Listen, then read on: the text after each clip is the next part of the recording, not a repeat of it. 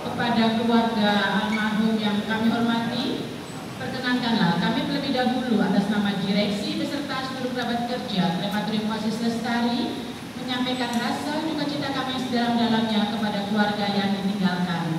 Semoga Tuhan senantiasa memberikan kekuatan dan penghiburan bagi kita semua.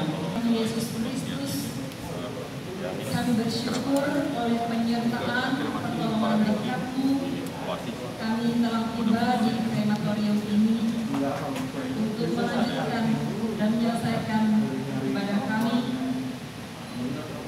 menyerahkan jenazah kekasih hati kami.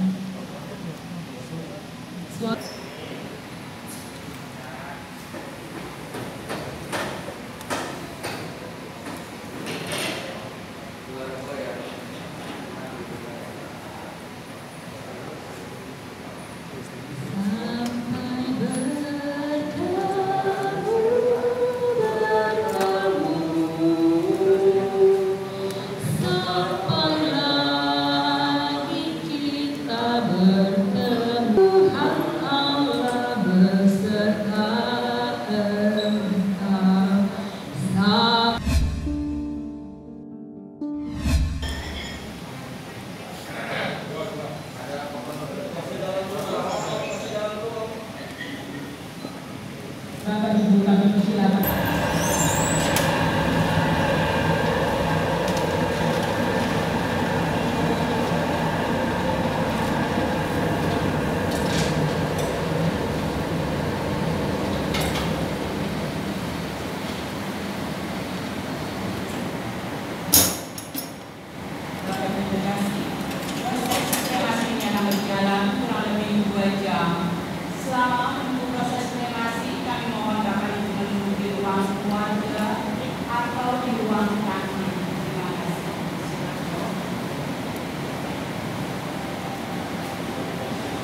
Hari ini melakukan proses kremasi untuk Hengki Sulaiman sesuai dengan permintaan Papa. Mungkin Melda bisa jelaskan kenapa Papa memilih proses kremasi. Dia nggak mau ngerepotin orang aja sebenarnya. Iya, Dia praktis dan ya itu sih. Iya, supaya mungkin nggak usah repot-repot didatengin, dikunjungin, dia ada di mana-mana. Dengan begitu kita selalu ngerasa dia ada di sekitar kita. 2 kali pamitan dan kondisinya waktu itu memang nggak stabil, kritis ya, bukan ya firasat kita ya turun naik lah gitu. Betul. Jadi bukan firasat lagi, sebenarnya Tuhan udah benar-benar bimbing kita dan keluarga itu bahwa perlahan-lahan ada masa kritis di mana kita sudah doa, udah hilang harapan.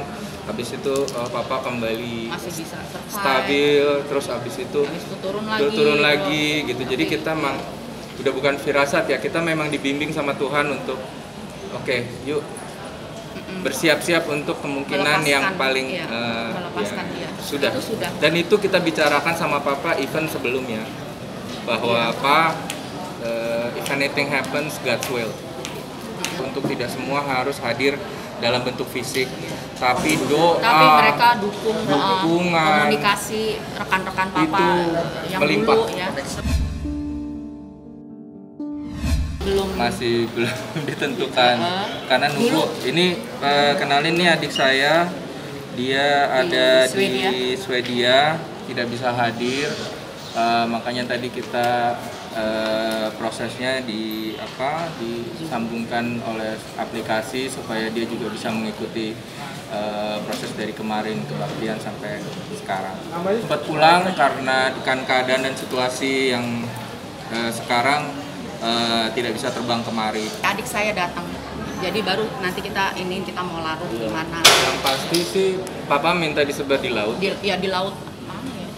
Tapi laut mana specifically yang cocok buat Papa nanti kita bicarakan kalau semua keluarga udah kumpul. Berarti nanti untuk sementara. Udah saat-saat terakhir kita langsung video call Sarah, jadi sampai detik-detik napasnya terakhir sebenarnya adik saya melihat gitu.